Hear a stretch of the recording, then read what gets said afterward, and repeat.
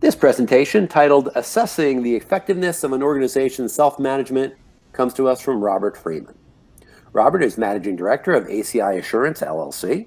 He brings more than 25 years of experience as a management systems and transitional management consultant, in which he has assisted more than 300 organizations with the development and implementation of quality, environmental, and occupational health and safety management systems to his new role at ACI Assurance. The organizations Freeman has been involved with cover a broad range of sizes and industries and include both manufacturing and service organizations from the public and private sectors. His background includes senior level positions within organizations from both an operations and quality perspective, having served as both a plant manager and as a director of quality. Robert was the U.S. technical expert on the ISO 9004 2018 revision and is also the SC2 chair for the U.S. tag to ISO TC 176. He was member of PC 302 for auditing standard ISO 19011 2018, having served as the head of delegation for the United States for PC 302 during the final review of this standard. Robert is also a senior member of the ASQ, having published a number of articles in Quality Progress, and is a registered lead auditor for ISO 9001 through Exemplar Global. And with that, take it away, Robert. Okay, thank you, Michael. When we talk about assessing the effectiveness of an organization's self-management, this may seem like it's a foreign concept to a lot of auditors because you tend to think in terms of, I'm only there to look at what they've done with regard to the standard. And yet the truth of the matter is it's really about understanding what a standard is intended to accomplish. So this session is really going to be about helping you understand what it looks like relative to the standard first and foremost, and then what would it look like if you were going to effectively assess that organization's self-management. So here's some foundational components to take into consideration. And for some of us, it might actually be a shift in mindset, okay? So audits verify the effectiveness of self-management, all right? And so basically what that means is it's based on the foundation or structuring of that management system, which is often defined by expectations such as ISO 9001 2015 or ISO 27001 if you're looking at information security. When you look at it through that particular scenario, it's either as an obligation or a commitment. And what I mean by that is, if your customer is telling you that you have to achieve registration to ISO 9001 or to ISO 14001 and so on, then at that particular point, it's an obligation. They are telling you that in order for you to receive an opportunity to either quote them or to do their work or provide their service, you have to have that particular standard certification. If it's a commitment, it's because you've decided as an organization or your organization has to recognize the standard as a nice platform or an effective platform for a foundation or structure of the way that they operate the business. Okay? Now, you could also have things that are customer-imposed obligations, and this could be a situation where the customer is less concerned about whether or not you are registered or in compliance with ISO 9001 or 45001 or something of that sort, but they have an expectation for you to live up to their requirements. So it may be that they have their own supplier quality system that you have to comply with, live within, those types of things.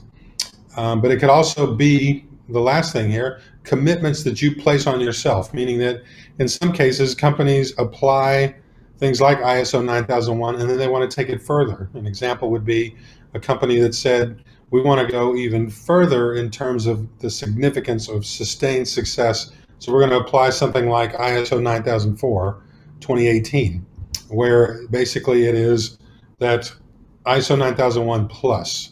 And it's a commitment that the organization is placing on itself. It doesn't necessarily mean that that commitment is from another standard. It could simply be where they've looked at the way that a particular requirement, whether it's a standard, 9001, or a customer, the customer specific specification for their operating requirements, and they've said, we're going to do what they've asked for and we're going to do even more, because the organization has determined that's what it looks like to either have some level of commitment or make a business decision going down in a particular direction. But in any of those cases, an audit is really verifying the effectiveness of that self-management. And that self-management is either an obligation or a commitment, whether it's an obligation based on somebody telling you you have to do it, or you've decided to do it because you want it to as a platform or structure. From the standpoint of an auditor, the most important things to remember is we're only looking for what they tell us is there. So if I'm going to go in and do an audit of an environmental management system, at that particular point, I know at a minimum that organization has asked me to assess them against ISO 14001. So as an auditor, I'm only going to go look for that. The only additional things that I would add to my assessment would be things that they've also told me are there. So it could be that they have implemented ISO 14001 and they did it with consideration of ISO 50001, or it's got a strong flavoring of pollution prevention in there, that it goes more than what you might expect to see or might be common with 14001. Then I'm going to go look at those things as an auditor, because that's what they've told me is there. So as an auditor, you're confirming that what they've said is real more than anything else. Not because you don't believe them, but because you're compelled by the process to actually look at it. And the reason I say not because you don't believe them is because of the second bullet here, and that is the evidence needs to be able to speak for itself. It's not about what we think they should have. It's not about what we hope they have. It's not really a beauty contest. It's actually just letting the evidence speak. And if you'll audit that way, you'll find that the evidence has a lot to say. So it's really about just trying to let it talk and let the information come to you. And then the last thing, need to maintain an inquisitive nature. So one of the things that I try and encourage people to do, and I've actually made audiences get up, stand up before and tell them there's something they need to regain, something that they lost about the time that they were 5 years old. And that thing is why. Now, at 5 years of age, the reason that they lost it was because they were using it incorrectly. It's kind of like a small child who's recognized that they can get their parents' attention by simply asking why and then continuing to ask why over and over and over again. So it's that why, until it reaches a point of frustration for the parents, and they tell them to stop.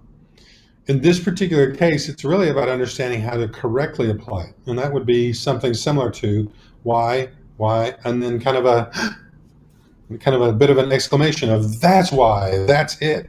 Okay, so that same inquisitive nature is needed when you're dealing with things through the eyes of why, what, when, where, and how, because you're trying to dig into the information to have the basis or sense of reasoning to support your conclusion. That aha moment that says there, that is a conclusion. All right.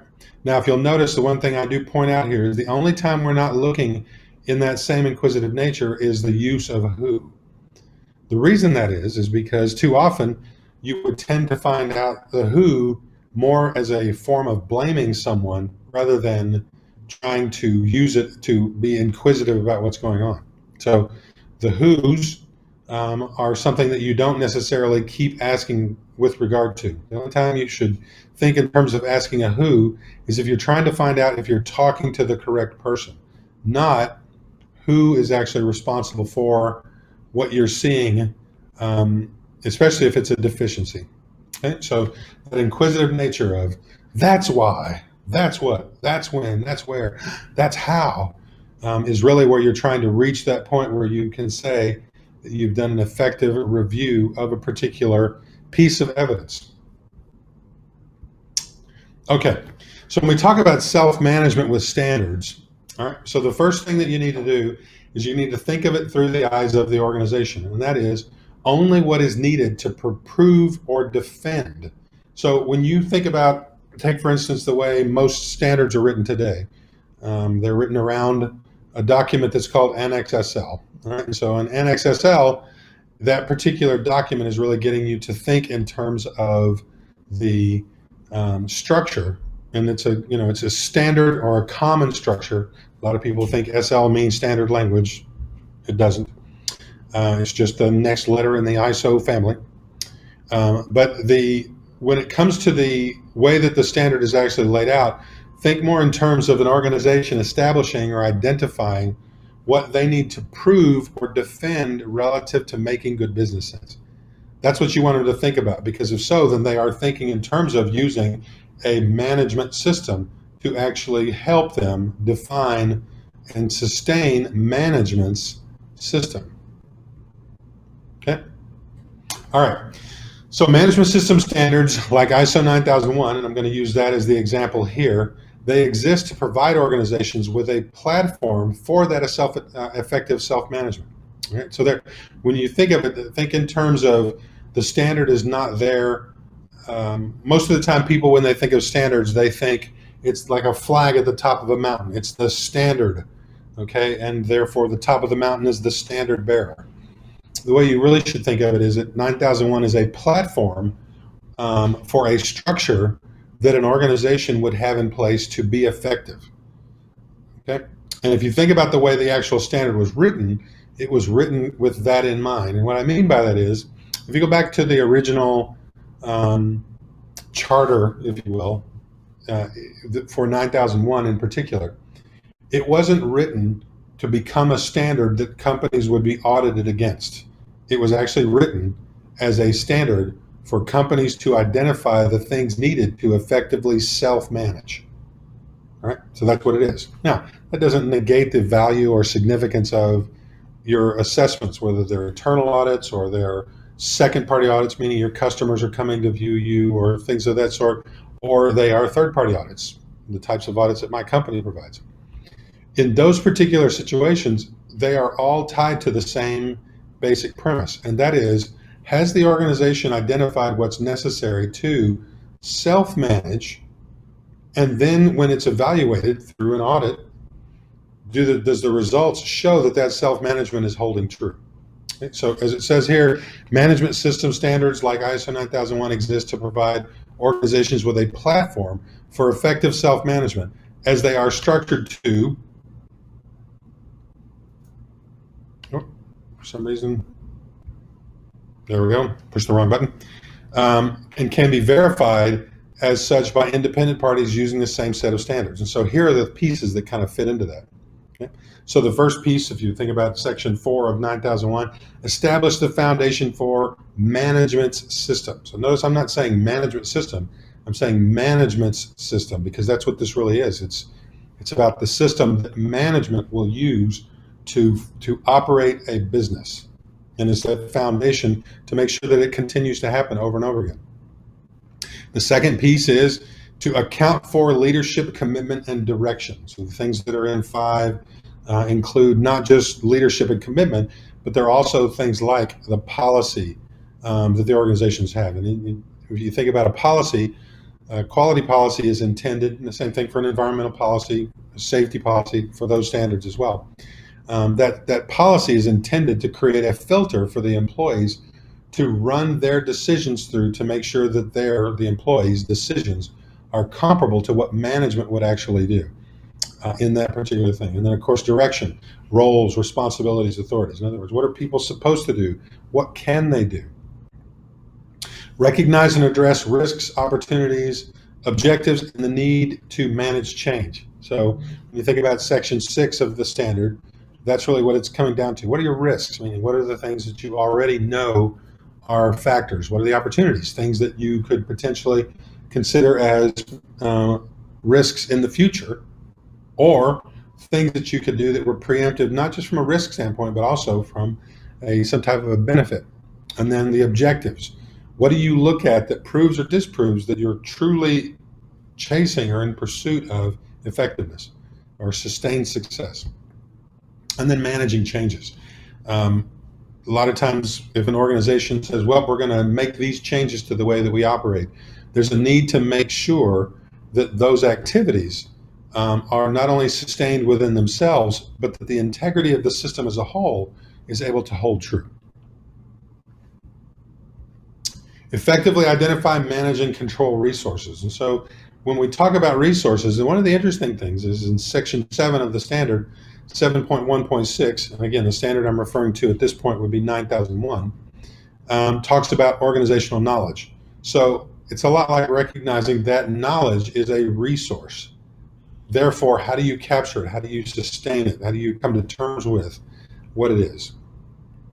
Establish, develop for, and control the fulfillment of products and services to be produced and provided. So this is not just design and development, but how do you deal with orders that you receive, planning for your ability to produce the product, and then actually purchasing any materials or services you need to support it, and then produce the product and deal with those situations where you not only can confirm that it's true, but if by chance something is not going the way it's supposed to, control those non-conforming outputs that may potentially arise of that.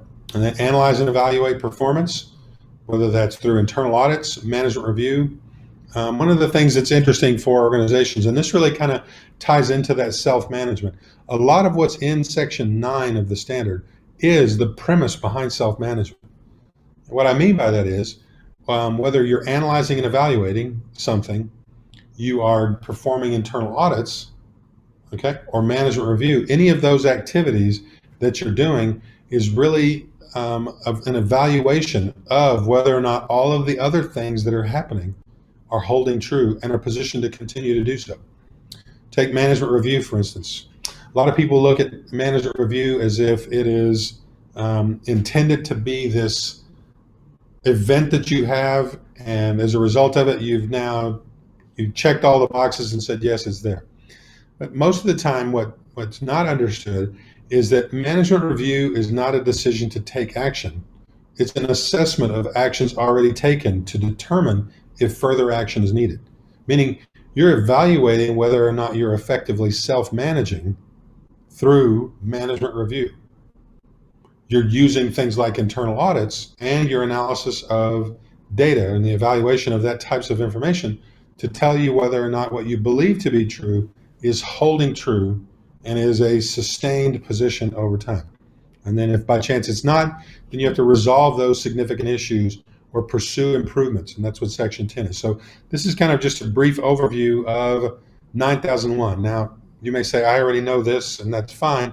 The main reason I wanted to do this was because I want you to think about these things in the way that you would audit them, because too often what happens is organizations perform audits as if this was the order of activity that needs to take place.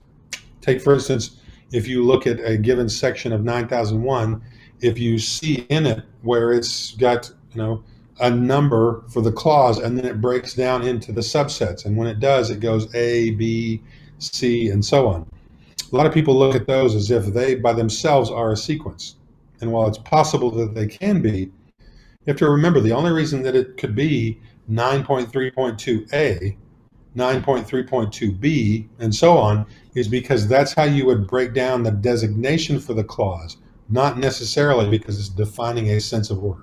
So it's not to say that it's not, it's don't rely on it to be that way. Think more in terms of the way an organization would need to work through the activities or the details of their processes. The Force is with you, young Skywalker. You are not a Jedi yet. So when you think about the way this kind of works out, the way I want you to think through this is that standards are conformance documents, all right? So if you look at what's happening, an auditor is checking conformance, and in English, conformance has a little bit of a different take, or the way that it lays out than some of the others that might come into play. Meaning in the United States, or in our version of English, conformance means this looks like this, where we then break it down to use the word compliance as the next piece of it, and that's where this thing is this thing. Okay, meaning it's exactly that thing. In other countries, the word conformance might be on a common field, where they say conformance means both of those things. But for us, and the way I want you to think of it, is a standard like ISO 27001 defines a set of requirements. An organization then looks at those requirements and determines their particular point of view in relation to those requirements. The reason that they do that is they say, this is our approach. And the reason I say it's that way is if you look through the standard, just like with many standards, you'll end up finding that the situation includes a a section within most of, if not all of the areas that say the organization shall determine. Okay, in other words, it's saying the organization determines what it looks like to look like that requirement. So standards are conformance documents and need to be assessed from the organization's point of view unless the evidence / results can substantiate an auditor's perceived expectation.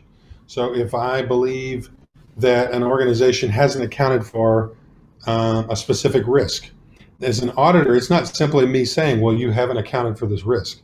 It's actually got to be the other way around. I have to have the evidence that would support why that's not the case. Okay, so when we think about this particular series of events or how this whole thing lays out in terms of self-management, and I'm not so much worried about you being able to see the slide at this particular point, this assessing for self-management using ISO 9001:2015, in that particular situation, just like it says here, the basis for sampling and auditing is predicated on the belief that the organization is conforming to a standard, meaning that when you go and perform that audit, your starting point is believing that they have in place what's necessary to satisfy the standard. You're then going in to verify that it's an effective form of self-management. Okay? So the first part, and again, I'm going to show you some slides in a moment that break this down a little bit more, but when you look at the first part of this presentation, or this flow chart that's on this screen, the top part, in other words, the section that's highlighted or outlined in this green box, is the things, includes the things that you would assess as part of a self-management for each audit as it rolls around. The items that are in the blue box are either things that you will assess completely or in portions. And the difference between completely or in portions is it would be completely if you were doing a registration or a re-registration audit, or you were there doing a full system audit. Then you would look at everything. If it's not, where you're in a situation that involves a registrar with a 3-year audit cycle, then the items that are down at the bottom would be part of a sample where they're selected as you work your way through it. But again, what you're looking for there is, are they, as in the organization, are they conforming to the standard or other such requirements / obligations? Remember I talked to you about commitments and obligations and those things that they are in pursuit of for the sake of self-managing, meaning they've decided those are the things that are important for them in the way that they operate as a business.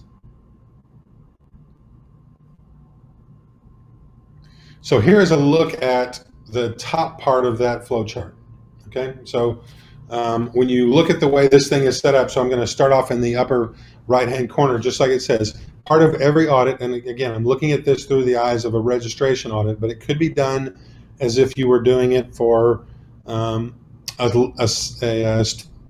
type 2 audit, where you're now going to do an audit of a vendor of some sort.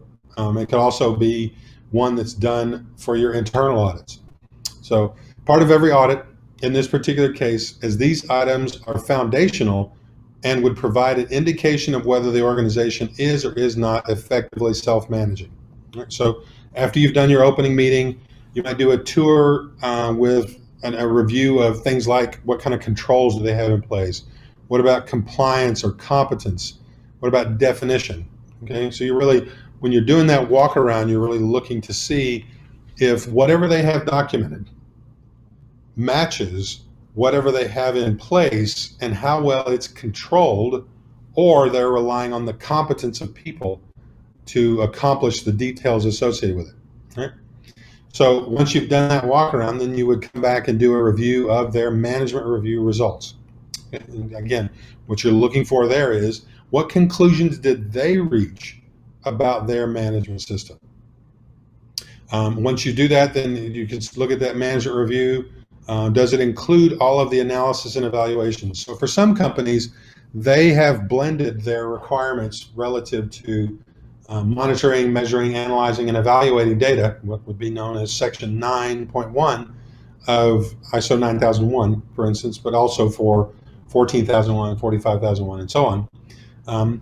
They would if in some cases they will have blended those reviews of that information, in other words, analyzing and evaluating it, into their management review. In other cases, it's separate, meaning they may have some type of a scorecard. I've seen people use all types of things, whether it's a scorecard, they've got a red light, green light type system that's separate. And it may come into management review, but it's not limited to management review. So you're looking at this information collectively, because what you're, just like it says in the gray box that's around there, what does the information management reviews, analyzes, evaluates, and reaches a conclusion regarding say about their ability to self-manage? So what does their data tell them about them is what you're doing. Once you have that feeling, then you can go look at what their internal audit results are showing you. Because now what you're looking for is, does their internal audit results reflect the same types of performance, okay, which could include issues that were comprised or realized through the management review and through the analysis and evaluation of information. Okay, so again, you're looking at this relationally. It's not just you look at one thing and then you move to the next. You're building on this to understand how well they've effectively self-managed. You see the next one down there is assess the status of improvement systems and system updates. So did they have issues during their internal audits? They did. Well, then how did they deal with those things? What kind of improvements did they deal with? What kind of updates did they do to the management system? What kind of risks did they reevaluate as they went through it? Did they have issues as it were identified through their analysis and evaluation of data, information? If they did, what did they do with it? Did they act on it in some way, shape, or form, including the possibility of having to do some updates? And then again, as you see those updates come to light, then what you're looking for is the review and confirmation of management system context. So did something change? Do they have any new issues? Any new types of interested parties? Today, from an environmental management system standpoint, where they were set up before, they didn't have any air quality issues. They've now made an adjustment to who they are as an organization, and as a result of it, the amount of air components that they're introducing suggests there's a need for them to do something, whether that's air permitting or some type of a control to avoid the inevitability for some type of a permit.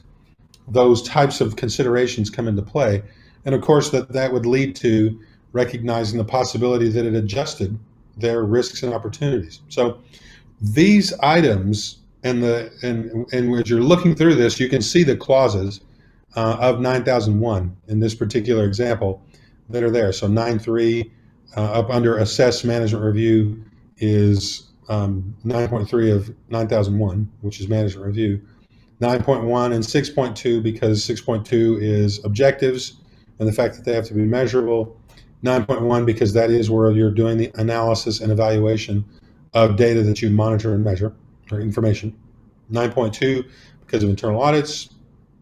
10 and 6.3, because of the possibility. 10 from the standpoint of corrective actions and continual improvement. 6.3, because of the potential for changes to the management system. And then down at the bottom, the review and confirmation of the management system context would be 4.1, and then of course risk and opportunity 6.1. So the clauses just kind of give you an idea if you were trying to follow along from that approach. But these are the things that every time that you would perform an audit, you would look for to determine whether or not they are self-managing. Then when we get to the next one, we'll talk about what that looks like. But this one is really, you're setting the foundation. Now, does it mean these have to be done before you do anything else? No. Is it helpful? Yes, because now you're looking at it through the eyes of the activities that are involved in the oversight of the management system. Right? So just like it says it here, while it would be better to do this part first, as it is not required and can be accomplished otherwise, it should be at least thought of this way. Okay? So even if you don't say, I'm going to audit in this order, I have to think about the relationship of these things. management review, and then from management review, the relationship to the analysis and evaluation of information. Do my audits support what my results are telling me? Are the actions that we're taking through improvement systems and changes to the system resolving the things that come up through my audits, through my analysis and evaluation of data, through my management reviews, those things? So that's what you're looking for if you're doing an audit. And when I say mine, that's the way they're doing it from an audit. You're going, did they think that way to sustain and support their management system? All right. So here's the bottom portion of that process flow. And just as you can see here, this, if you were looking at the whole flow chart, an arrow would be coming down into this one.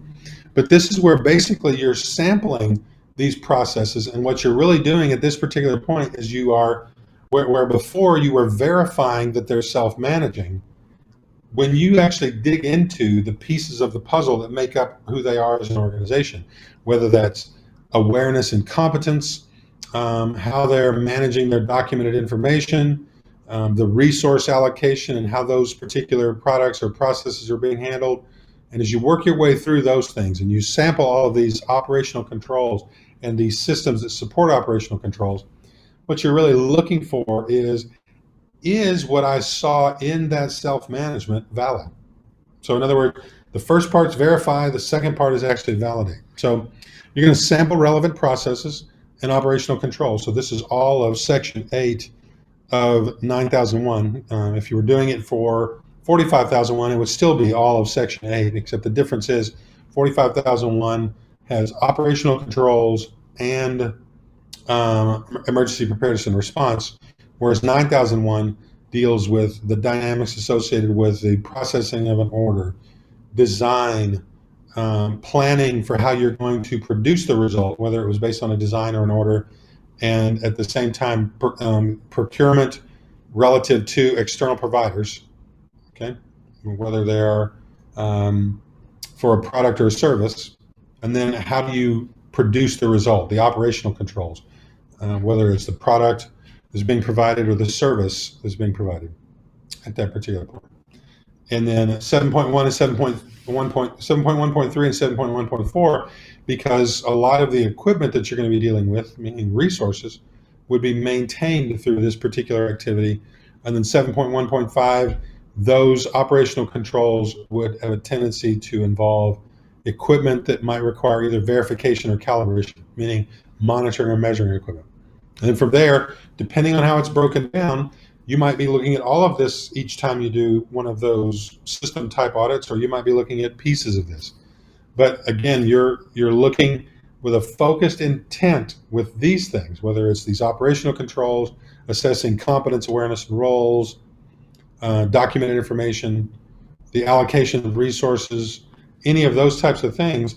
You're assessing these items from the standpoint of not only saying, yes, they are conforming to the specific requirements, but you're also trying to reach a conclusion about whether or not they're being sustained by the management system. In other words, what you saw earlier through that management system control that we were describing above. Okay? So the sample that you take may include all of the areas or some of them, all of the processes or some of them. They may be part of an event or a series of events, meaning it could be an audit of an entire system, from the order showing up at the customer saying, we want you to produce or provide this thing, all the way through it's been delivered to the customer and they're now happy customers. Right? It could be everything that goes along with that, all of the operations that take place, or it could be a sampling where we're going to look at some of the things relative to our external provider process, and we're going to look at some of the things relative to our design process. So the main reason I want to point this out is when you're pulling this sample, the items that are at the top, you want to think about those with each audit in some way, shape, or form. Now, if it's an internal audit, it's going to be very minimal, but you're still trying to think through it in terms of does the way we self-manage help support these things? But if it's a second-party audit, or if it is a third-party audit, like a registrar, it's going to be more significant in terms of what's happening, because what you're trying to say is the validity of my sample and whether or not I can say that this company continues to be certified by their actions is based on what I'm taking the snapshot in time this particular time. So whether that's a full audit or it's a specific audit, it's going to depend on where they are in that particular cycle. So, and that's why I'm saying the difference for the cycles. And that's why if you look in the upper right-hand corner of the blue box, it says registration/re-registration would look at all of these items. Surveillance audits would look at them something like this, but may vary depending on the way the auditor sets up the plan. So it's not necessarily that they will look at all of 8. It's that they're going to sample 8. It might not be that this particular interview or review cycle that they're going to look at competence. They're going to go focus on documented information instead. So it's just a blend of these things. But again, the main thing is that blend is based on validating the effectiveness of the self-management. Okay, so when we think about this, the main thing to grasp when you're kind of working your way through this process, organizations sometimes struggle to see the relationship between their management system and their business systems. Okay, so just like the illustration is showing you to the right-hand side, the arrow is pointing, and you can see it's got a way, and then it's got in all caps, the way. What an organization is really looking to understand and accomplish is, what is the way of our organization? What does it actually look like? And how do we make it effective? One of the things that I've had the opportunity to do in the past is actually speak on more than one occasion to a room full of executives. And I said to them, you guys have one of two concerns. And I said this in a candid way to kind of soften the blow. I said, but one of your two concerns, and some of you have both of them, are that you're afraid that someone is going to ask you to explain your success and you're not going to know how to because you're not really sure why it's working. Yeah, that's one of them. Or the other one is you're concerned about whether or not if something starts to go wrong, you won't know how to fix it because you're not really sure why it works in the first place. Okay? Both of those have the same type of an issue, and that is they don't necessarily have, if they have that perspective, then it's because their management system is not their system, okay? Meaning it's not directly related to their business systems. So in order to get to the place where the goal, just like it's showing on the papers that the man is holding down there, the goal is sustained success. That's really what you're trying to do. Not survival, sustained success. So in order for that to happen, just like it's saying here, as we look at this, organizations sometimes struggle to see the relationship between their management system and their business systems. Okay? The approach used to perform this assessment needs to think and speak in business terms and norms. The reason that it needs to is because you're trying to help them indirectly and potentially or possibly directly think and operate in a way that would be effective in both situations, meaning that you're helping them see that those systems are their business systems, and therefore they will have a tendency or a likelihood to embrace it because they're going, there, I at least have a point of reference that I can work from. I can truly see that I am evaluating the effectiveness of how well we self-manage using this standard. Okay? So remember the overall goal that you're trying to do when you perform an audit, okay? Whether it's a first-party audit, an internal audit, a second-party audit, customer audit, those types of things, or a third-party audit, a certification audit, as I said, like the type that my organization provides. Helping the organization function effectively, okay, with the aid of a well-established and maintained management system means they are prepared for and positioned to achieve sustained success. And the key is on that word sustained, because that's really what the whole thing is about. So if by chance you have any additional questions or if you need assistance with something and you want just some clarifications, or you just need to have a moment to discuss your situation or scenario, here is my contact information. I look forward to assisting you in any way possible, and it doesn't necessarily mean you have to change registrars. Just if you need some help, you go from there. So with that, I'm going to pass it back to Mike, and thank you for the opportunity to speak to you. And thank you, Robert Freeman, for that look at assessing organizational self-management. And that concludes this presentation.